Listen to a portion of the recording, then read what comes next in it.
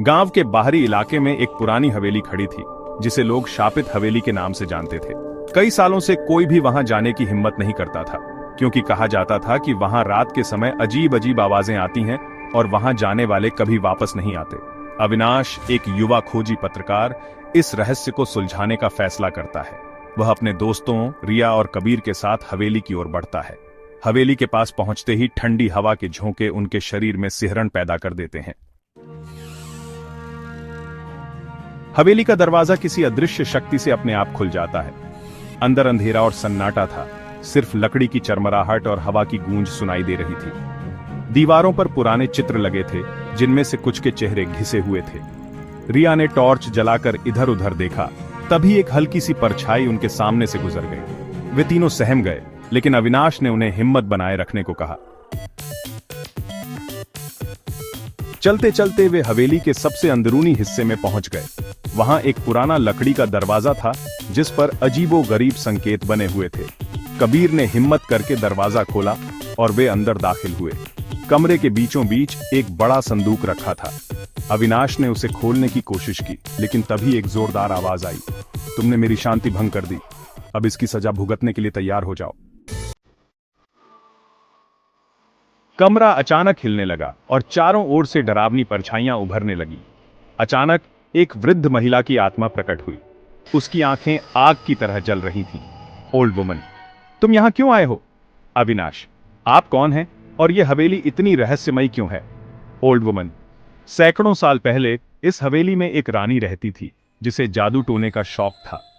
उसने अमृता पाने के लिए एक तांत्रिक से काला जादू सीखा, लेकिन जब गांव वालों को यह पता चला तो उन्होंने उसे बंदी बना लिया और इस हवेली को श्रापित कर दिया। तब से उसकी आत्मा यहां भटक रही है। अविनाश, रिया और कबीर को समझ आ गया कि हवेली के श्राप से छुटकारा पाने के लिए रानी की आत्मा को मुक्त करना होगा। उन्होंने कमरे के कोने में रखी एक प्राचीन किताब उठाई, जिसमें आत्मा की मुक्ति का मंत्र लिखा था। रिया ने मंत्र पढ़ना शुरू किया। हवेली की दीवारें कांपने लगीं, हवाएं तेज हो गईं और आत्मा जोर से चिल्लाने लगी। धीरे धीरे आत्मा का स्वर धीमा पड़ने लगा और अंततः वह एक रोशनी में बदलकर आसमान में विलीन हो गई। जब आत्मा मुक्त हुई तो कमरे की दीवारों पर कुछ नए संकेत उभर आए। कबीर ने पास जाकर उन पर ध्यान दिया। संकेतों को समझने के लिए उन्होंने किताब के पिछले पन्नों को पलटना शुरू किया। वहां लिखा था कि यह हवेली सिर्फ एक श्रापित स्थान नहीं, बल्कि एक रहस्यमयी द्वार भी थी, जो एक और दुनिया तक जाता था। अविनाश ने रिया और कबीर को संकेतों को गौर से देखने के लिए कहा। तभी अचानक हवेली की जमीन हिलने लगी और कमरे के बीचों बीच एक गहरा गड्ढा बनने लगा। गड्ढे में से अजीब सी रोशनी निकल रही थी। REA, क्या हमें इसमें कूदना चाहिए? अविनाश, VO, यह जानने का एक ही तरीका है, और एक लंबी सांस लेते हुए छलांग लगा दी। तीनों दोस्त जब होश में आए तो उन्होंने खुद को एक बिल्कुल अलग जगह पाया। वहां की जमीन चमक रही थी और हवा में एक अजीब सी ऊर्जा थी।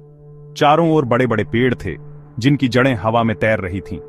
अचानक उनके सामने एक रहस्यमयी आकृति प्रकट हुई। यह एक वृद्ध पुरुष था, जिसके पास एक चमकता हुआ अमूलेट था।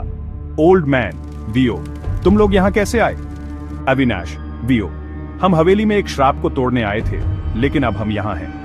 ओल्ड मैन, VO, तुमने एक बड़े रहस्य का दरवाजा खोल दिया है। यह दुनिया साधारण नहीं, बल्कि भूतों और देवताओं की दुनिया है, और अब तुम यहां फंस चुके हो। अविनाश, रिया और कबीर को एहसास हुआ कि उन्होंने किसी और बड़े रहस्य को उजागर कर दिया था। अब उनके सामने सिर्फ एक ही सवाल था, क्या वे कभी वापस जा पाएंगे, या यह उनकी एक नई यात्रा की शुरुआत थी? हवेली का श्राप तो टूट चुका था, लेकिन रहस्य अभी खत्म नहीं हुआ था। अंत, या शायद नहीं। Like, share and subscribe the video for more interesting video.